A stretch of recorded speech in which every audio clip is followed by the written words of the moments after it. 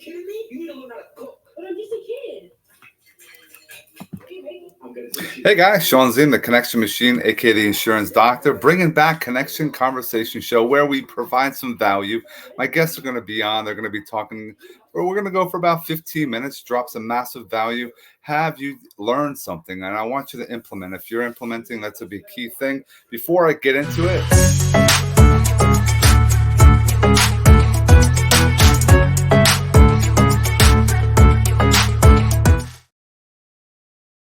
let me bring on my next guest. Let me just come over here and bring on Domenico. What's up, man? How are you? Shawn, good to see you again. How are you? Good to see you. I definitely appreciate you taking some time out of your day to provide some value with us. And you want to, before we even get into it, Al, can you give us when you go out and meeting new people, how do you introduce yourself?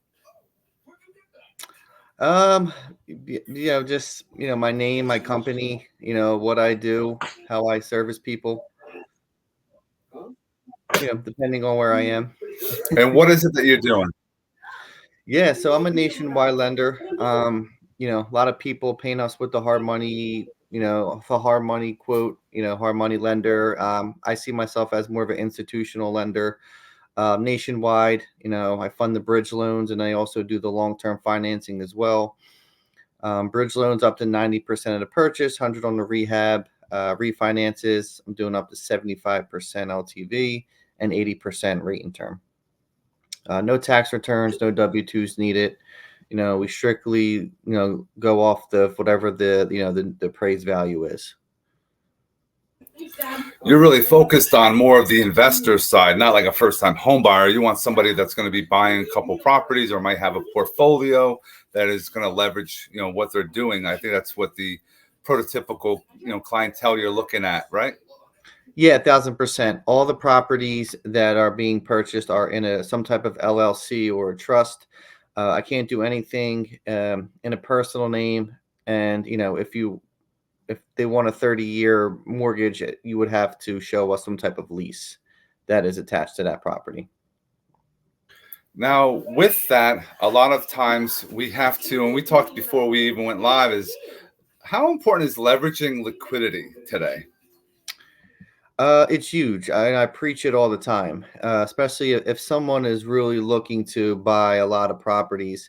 Obviously, cash is the cheapest way to do it, right? But if you want to leverage that cash, let's just say, for instance, if you have cash and you're able to only buy 10 properties a year, using our services, we're able to get you 3 times that amount. So instead of buying 10 properties, you might have the opportunity to even go higher as up to 30 properties to purchase.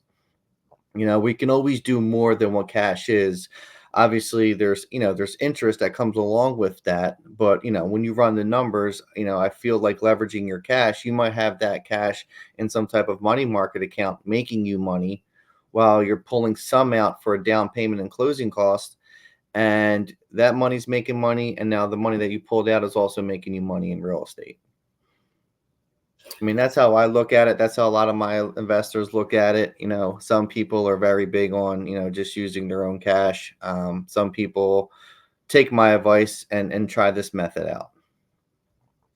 Yeah, I mean, if you're putting all your money in they say, put all your eggs in one basket, you don't want to do. But if you can, use a loan, you can keep some of your cash. So God forbid something happens, you have that, ability to be okay if something goes wrong. Because in the investor world, can we share about how not every deal somebody sets up and then it will go perfectly? What are some hiccups you're seeing?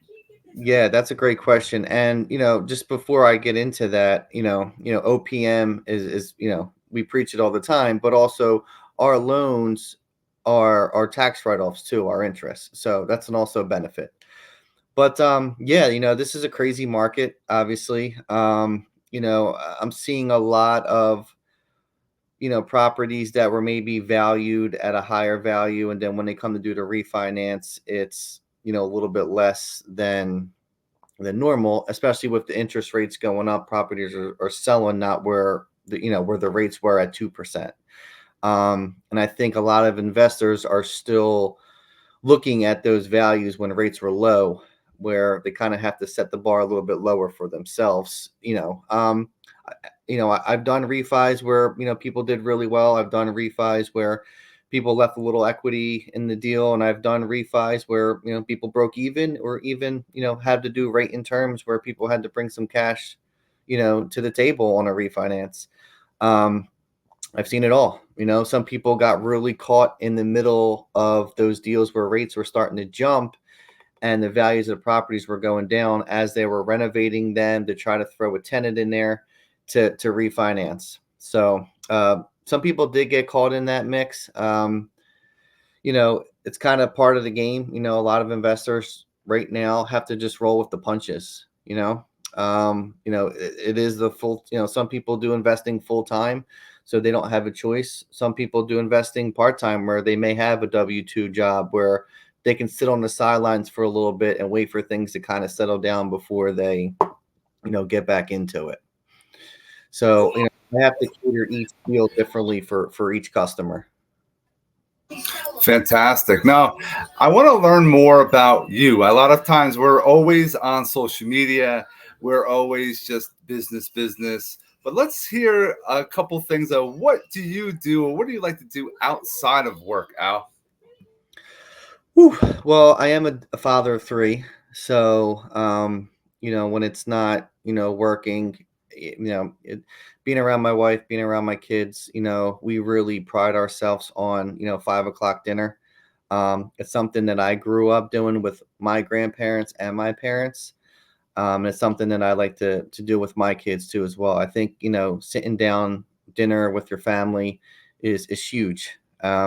And I'm a big sports person too. So, being in Philadelphia, I have my Phillies, I have my Flyers, my Sixers, my Eagles. So do like to sit down, after, running around, playing with the kids, getting them tired out, putting on a sports game, relaxing, just relax, enjoying some time with my wife. And then also, now that's the summertime, we are fortunate enough to have a shore house in Ventnor. So we take the kids to the beach. We have a pool. My parents are there. My brother and his family are there. So that's also nice to get out of the city. No doubt, man. I appreciate you sharing. And I want to prove to people we're all human beings. We're all business owners, small business owners. You're helping someone with his family. I have 4 kids myself, and I appreciate hearing another dad's, happy, wanting to be around them. Because a lot of people, all they do is they want to work, and they're never around their kids. I love to work, but I like to have a life. So I work so I live. I don't live to work. Yeah, I agree. When I signed myself up for doing this, I knew that this wasn't going to be your typical 9 to 5 job, clock in at 9, you're done at 5. I pride myself on my customer service. So if I do have to do something, after that 5 o'clock realm, I could stop what I'm doing, hop on my laptop for a little bit, get it done, or wait for the kids to go to sleep, hop back on my laptop to kind of play some catch up, maybe do emails. So where in the morning time comes around, I'm already caught up. And even on nights and weekends, I bring my laptop down the shore with me. If there's something that I can do for a customer, it doesn't take me long to run numbers. It doesn't take me long to check an email. I really pride myself on that. And, this isn't a 9 to 5 job. So I always have to be technically on the clock. If my investors are working, then I'm working. That's how I look at it. No, it is when you're an entrepreneur, you're always finding time to, instead of killing brain cells, you're actually, building your business, and that's key. Which goes hand in hand with the next thing I want to talk about is networking. We've known each other through social media. How other ways can we share, or are you doing as far as the networking, space? Yeah, I'm really big on Facebook and Instagram. I know everybody has their own little thing that they do, but I can only speak for myself. I'm very big on. I think this generation of people is very big on the Jones effect. Whereas if I'm posting deals that I'm actually closing, then people are like, oh, like, wow, he must be doing something right. He's busy. Let me see what's going on. What does Alan Kings of Capital have to bring to the table? So I'm very big on posting deals that I funded. I think it's cool. I think, maybe not everyone knows that I'm nationwide. So if they're seeing me do loans in Texas and in Florida and California and New Jersey and Maryland, all these places where I've done business, who knows? Somebody might trigger somebody to say, "Hey, this person can lend here." Some people live in California who do business in Philadelphia. Not every investor buys in their own neighborhoods, which is kind of cool. I do have some investors that buy in different cities. And they love that about me. They love that I can do a loan in Florida or in Philly or Jersey. Um, you know, some people get all their deals and leads off of LinkedIn. I have never been successful on LinkedIn. So, Tough, it's tough. I know. LinkedIn is tough. So yeah, just Facebook, and Instagram, I'm really on. Um, and then, getting into all these real estate investment groups on Facebook. There's so many of them, right? I mean, it's a numbers game. If I'm reaching out to 30, 40 people a day, 10 people might reach out to me. I might close one loan or two loans. So, you know, uh, social media is great for me. It's free marketing, it's free advertising. I'm on it all the time, and just seeing what's out there. There's so many investors in so many cities throughout this country, cities that I've never even heard of. There's no excuse for me not to at least get my name out there or be successful in any way. That's a lot of skills right there, guys, that Al is mentioning. Go into using Facebook, Instagram, LinkedIn, engaging, going into groups, promoting his sold stuff, like all the things that he's been able to close. That's showing proof that his stuff, he can actually do what he's saying he wants to do. The ability to be nationwide is powerful. Why? If you're watching this, and if you're an investor, a real estate agent, you might be another mortgage professional, an accountant, financial advisor, insurance. Yeah. Other people in other states. They also, like Al was saying, might be in California, but doing business in Pennsylvania, New Jersey, New York, where I'm holding my hat. That's where I'm hanging out, is New Jersey, New York, and Pennsylvania. I know people in other parts of the country as well that we could all network, we could all grow together. But having a conversation like we're having right now on a phone, on a video call, that's how you grow your business. Don't just say you're only in Pennsylvania, only in New Jersey, only in a certain town. No, other people, and that's how we grow our businesses. Connecting with other individuals. Yeah, and also too, I mean, I also do a lot of stuff on Zillow and Realtor.com. I mean, type in, I joke, but I say I throw a dart at a map, at a United States map, and then whatever it lands on, I'll just Google a bunch of zip codes on, Zillow and see what properties need some work, right? What properties need some loving. I'll give the realtor a call, let them know what I do, let them know that, hey, if there's any investor that's in this, that's looking to purchase this property, please feel free to reach out to me. I can, run some numbers on my end, maybe, be good for your potential buyer, right? They might not have the cash to purchase or renovate this property. They may have enough to, you know, 60, 70 grand, depending on the purchase price, put a down payment, pay closing costs. They front the money to their contractor and we reimburse them. So, I might be opening up just something new for realtors who didn't know that a person like me even existed. A lot of people think that real estate, you have to buy your properties cash, in order to do it on an investment side. So it's crazy the amount of education that should be out there and is not. Like Al just said, there's people that think you got to have 20% down to buy properties. You can do stuff for a variety of things, no matter what you're looking to do. But if you don't have conversations, you're not looking to get that information that we're actually, what's what we're doing right now for you. We're sharing. We're having a connection call. We're going in depth. We're learning from each other, and that's a powerful thing that each one of you should be doing. So if you're one that's in our network, I would love, I want to do roundtables. I want to talk and educate more. And this is a powerful medium, is being on video. And it's something that We're all our own brand. Look, Al's wearing his hat. I got my hat. I'm doing my thing because we're all part of developing our own business. Is Yeah, there and any also final too, thoughts you can share, Al?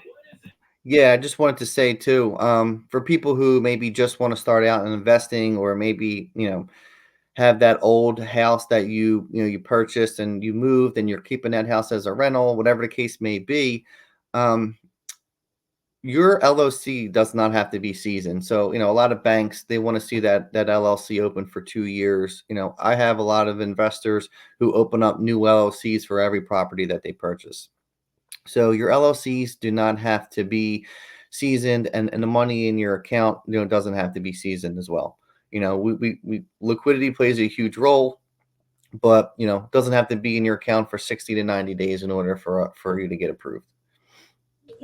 Massive value right there. And I agree. I have a lot of investors that get insurance policies that have LLCs. And that's a smart idea, is having, it's usually like whatever the address is, LLC for every property that they have. It helps Yep. with accounting purposes, taxes, everything else. So it's on the insurance front, makes things easier. So great value. If you are watching this and you want to get in contact with Al or myself, all our details are going to be in the description. Take a look at his website, take a look at and reach out to him directly on his phone, on his and an email, and connect with Al on all the social media platforms as well. And engage his content. If you're seeing he's closed something recently, share it. Help other individuals get to know who Al is, myself, and whoever else we're connecting with. So, Al, appreciate you, man, coming on. Stick with me for one moment. Yeah. And everyone else, we hope you have an awesome rest of your day.